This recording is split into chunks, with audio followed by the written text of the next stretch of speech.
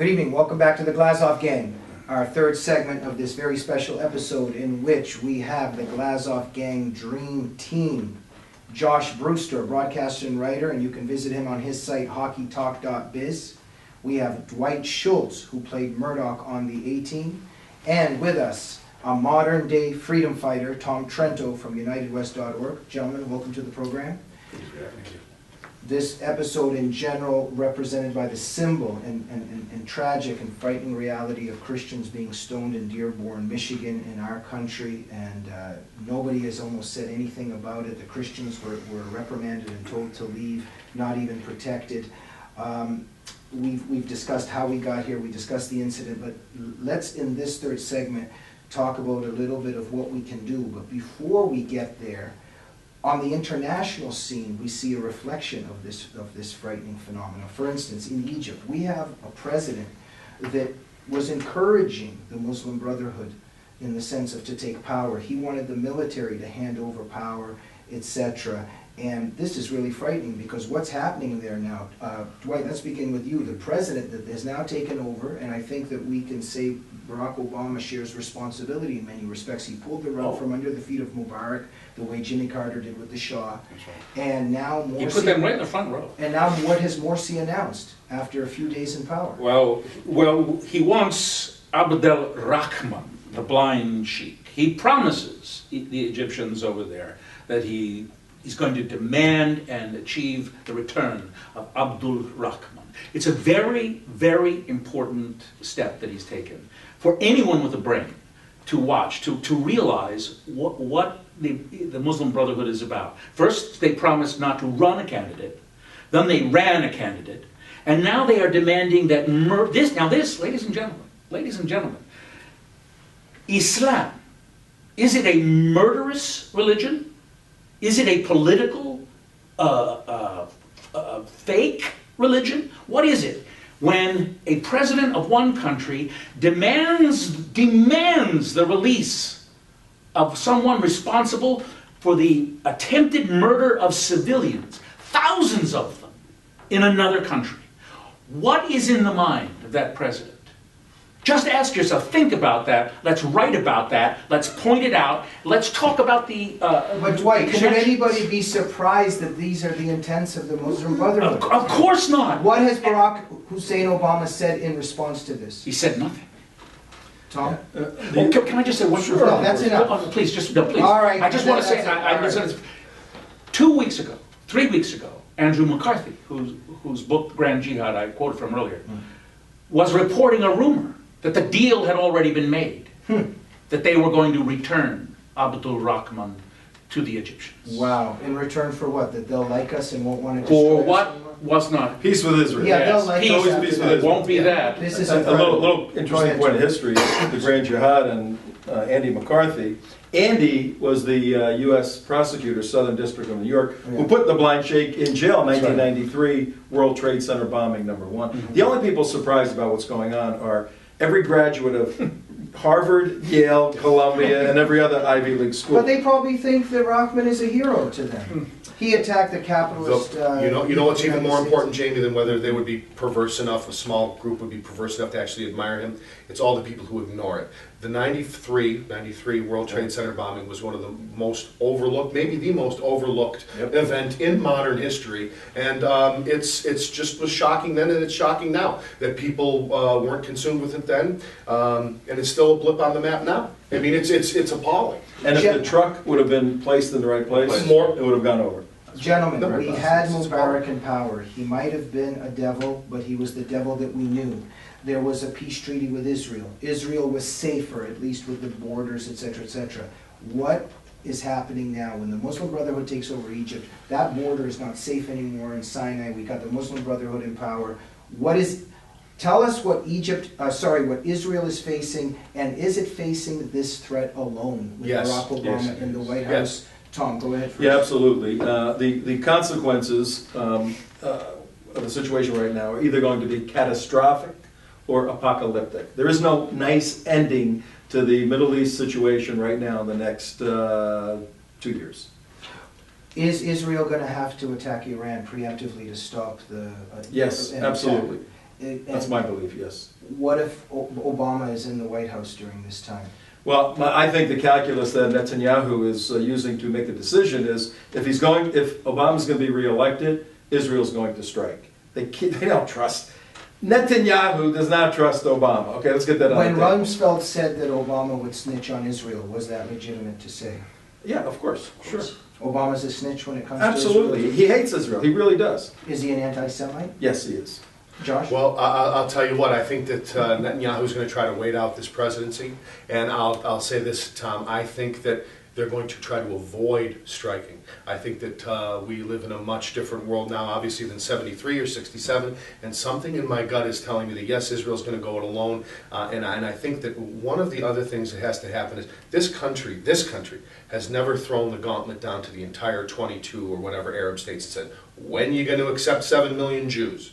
There's 400 million of you, there's 7 million of them. Someone needs to stand up, and it's not going to be Obama, I doubt it'll be Romney. This country never drew the gauntlet, and now I never threw Wait the a gauntlet minute, down. you think And Romney is indoctrinated as well to No, I don't think he's indoctrinated. I just don't think that anybody has, the moment that Reagan had, tear down this wall kind of moment. Yeah. Nobody has that moment with regard to Romney like the does, Arab. too. But will When- Romney be when- better than Well, Romney will be better, Obama? but when will this nonsense end? Well, under Reagan, Jean Kirkpatrick did say it. She supported the Jews. She supported Israel. She said it, and Reagan did too. If you go back to Johnson, I'm talking about a rephrasing, Dwight. I'm right. saying, when does it end? And the Right. question is directed at the Arabs, not the Jews. When does it end? The paradigm Because shift. the Jews aren't Yeah. keeping this going. That's exactly It's not the Jews who have offered the Palestinians the country. When does an American president say, He- get us yes- first, when does it end? Yesterday, the Iranians said Israel and the United States will be gone Will be soon. gone, yeah. Will be gone soon. they do this, But and Dwight, it is why don't we take them at their word? because we have a Marxist in the White House. That's true. He's a Marxist. Grand Jihad, the left. Yeah, You see, taking them at their word is a crime. It's a social crime yes, to take them they at their have word. an objective. The United States stands in the way of one of them dominating the world. And remember, the Chinese, the communists, they're all in this together. We don't know the depths to which they are conniving. And I'm going to say it's a terrible thing to say. Civilization hangs by a thread. Attacks, we don't sneak attack anybody anymore. We have to announce it 2 months before we do it. The And even Russians and the even Chinese rules that the don't. soldiers have to use. Gentlemen, we also have the media completely silent. Number one, I think a lot of them are just indoctrinated leftists, but am I correct? This is really frightening. Steve Coughlin talked and wrote about this recently, that the Islamists are actually buying up our media. Oh, yeah. How much do you guys know about this? Prince Alwi bin Talal owns 9% of News Corp, of Fox, and he has a seat on the board at Fox. And ever since his inception there's been less and less good coverage on the jihad issue from Fox Network. You know, I want to say something. I think we should make a plug for David's book, and I'll tell you why. In the new Leviathan, when he talks about these NGOs, all these organizations that are funded by these huge foundations, and when you think of the incredible disproportionate amount of funding for the left, I've been reading this, and I've been thinking a lot about who presses our media, who gets those press releases out. And as you know, the media will run with these press releases. They will run with them. And so, you know, there's the left, it really is a huge entity, and they're putting enormous pressure on our media, and our media is caves and caves and caves. They come out of universities where it's state multiculturalism is taught like it's a religion. So it's no wonder to me that they look at Fox News and become hysterical. Well, also, if you look at Nidal Hassan, even in Fort Hood, we have an administration, you mentioned it earlier, even the report that came out, it cannot say that Jihad or Islam are involved. that's right. When a man screamed Allahu Akbar while he Soldier showed- of But This how is do we cultural But suicide. how do we defeat an enemy that we're not allowed to name? Even the law enforcement, as you said, intelligence and everything, they have taken that out. The first step is defeating this president on November 6th. That's right. That's critical, because otherwise all doors are going to be open for an advancement of the jihad in America. Okay, so That's this is... critical. One question that has to be asked. That's one that could possibly be asked, and it will never be asked. But did you toast Rashid Khalidi? The LA Times Show us the tape. show us the tape. Yeah. Oh no, don't even show us.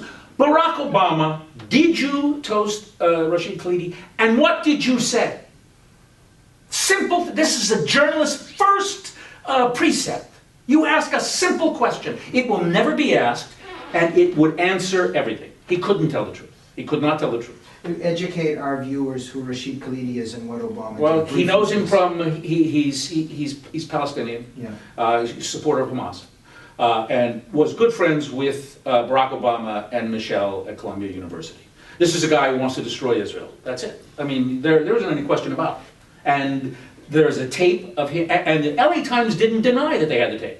They just, and this is typical, we just can't release it for some Protecting our protecting sources. us. What I'm also wondering, this is connected in terms of the lies you mentioned earlier. There was a literary agent or whatever for years that was saying that Obama was born in Kenya. Right. This was for years. How did Obama not know? It was his bio. Right. Yes, his But bio. how does a person not know? They how don't. his born They is know. He It knows. doesn't matter. It doesn't matter. It Anybody doesn't with an matter. He's Asian their knows. guy. He's their Yeah. guy. They're gonna go to the. I'm not saying he was Listen. born in Kenya. What I'm saying is, why didn't he fix this Listen, error? this president has lied about himself more than the opposition party has lied about him. Okay, gentlemen, we are almost out of time. Let's end perhaps on an optimistic note, or perhaps something that we can do. What can we do to turn the tide? Josh?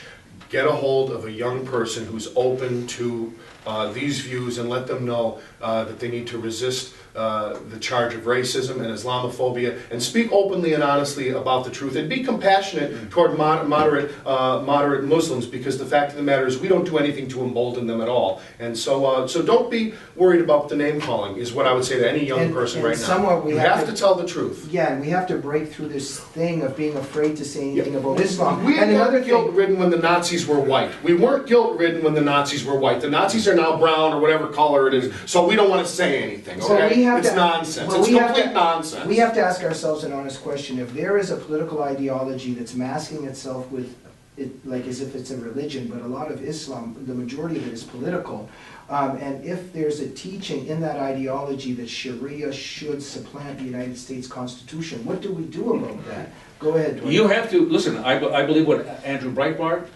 believes in, I believe what David believes in.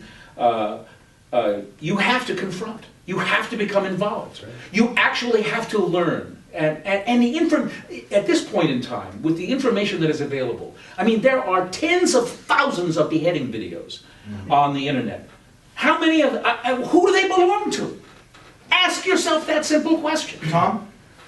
We started by taking a look at the stoning of Christians by Muslims in Dearborn, Michigan, and we need to end on that note. Okay. That can't wake Americans up. Yeah, that's right. That should be the catalyst or springboard to everybody out there watching, and everybody should clear their calendars and work for the defeat of this president on November 6th, 2012. That could be the beginning of regaining the exceptionalism of the United States. We join together, fight the jihad here, but we've got to defeat this president. Gentlemen, 5 seconds each, a prediction, please.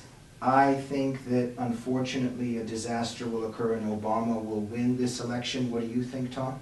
I think if we get our job done in Florida, we will defeat him in Florida, and therefore he will be defeated. So you predict Romney wins? Yes. Dwight? If Romney and the Republicans tell the truth about Obama, Romney and the Republicans will win. If they wait till the last minute, they will lose. We need a Reagan, we're going to get a Romney. Join us next week for another edition of the Glazov Case.